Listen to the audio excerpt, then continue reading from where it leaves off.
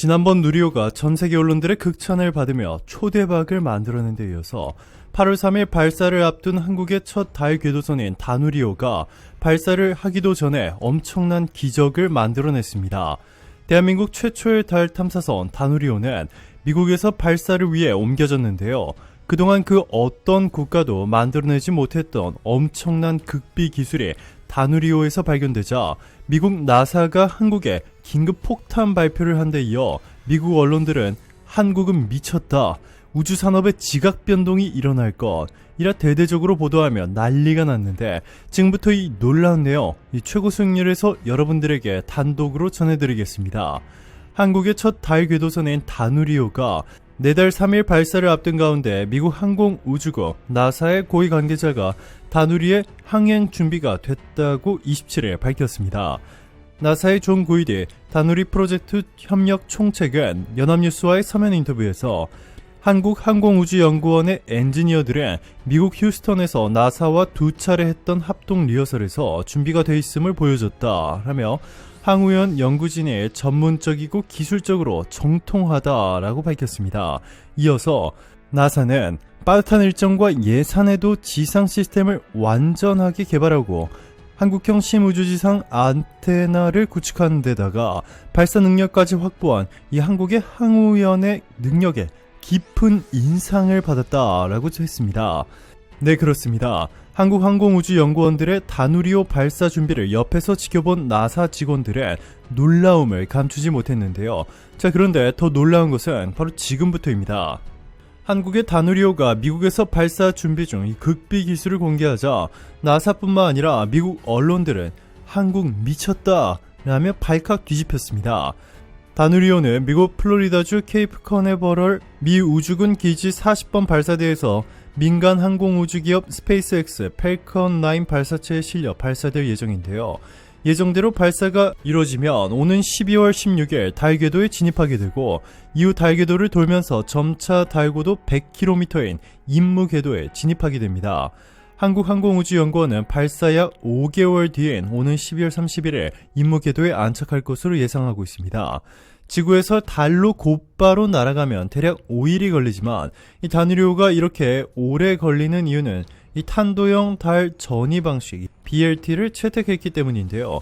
다누리호의 설계 궤도인 탄도형 달 전이 방식 이 BLT Ballistic Lunar Transfer는 매우 정확한 고난도 항법이 요구됩니다.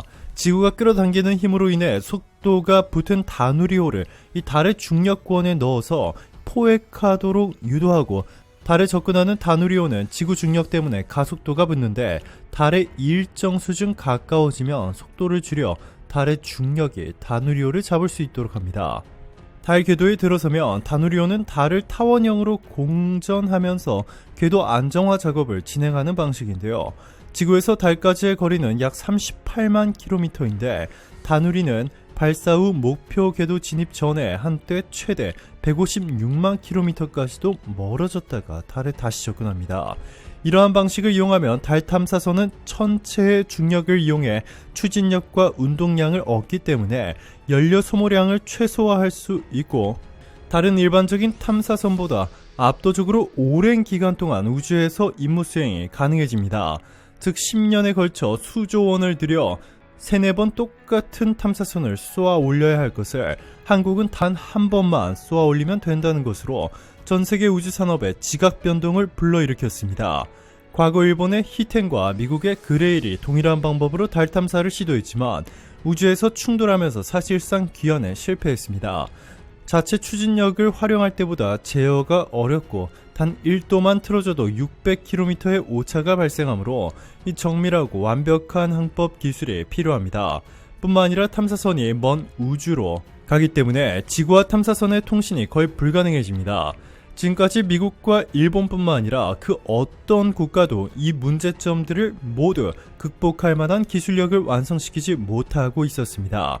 자, 그런데 놀랍게도 미국도 못한 일을 한국이 해냈습니다. 한국의 다누리호는 세계 최초로 BTS의 뮤직비디오를 싣고 갑니다. 한국전자통신연구원이 개발한 우주 인터넷 탑재체는 우주에서 실시간으로 메시지, 파일, 동영상을 전송하도록 설계된 우주 인터넷 장비입니다. 발사팀은 음원 저작권 협의를 거쳐 우주에서 BTS 다이너마이트 뮤직비디오를 쏜다는 계획을 밝혔습니다. 지구에서 세계 최초로 5G를 상용화시키는 데 성공한 한국이 이번에는 우주 최초로 실시간으로 메시지와 파일, 심지어 동영상까지 전송이 가능하게 만드는 이 최첨단 기술을 선보일 예정입니다.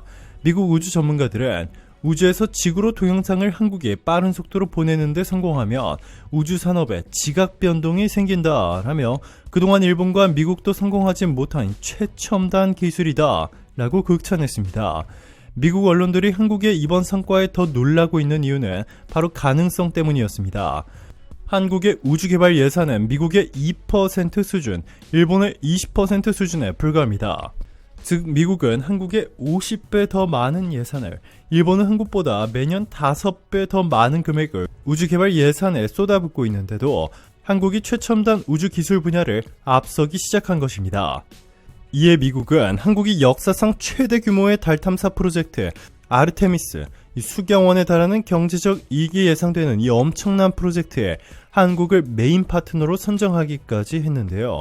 미국이 이렇게까지 하는 이유는 한국의 도움이 절실하기 때문입니다. 최근 러시아가 미국과 유일하게 협력하던 우주 분야에서마저 동맹관계를 끊어버리고 전쟁을 선포하는 충격적인 선택을 했습니다. 러시아는 오는 2024년 이후 국제 우주정거장 프로젝트에서 완전히 탈퇴할 것이라고 유리 보리소프 러시아 연방우주공사 신임 사장에 전했습니다. 국제우주정거장은 미국과 러시아 등이 함께 구축해 운영해왔기 때문에 러시아가 협력을 중단해버리면 운영에 큰 차질을 빚을 수 있는데요. 한국이 미국의 메인 파트너가 되면 기존 정거장보다 훨씬 더 강력해질 전망입니다.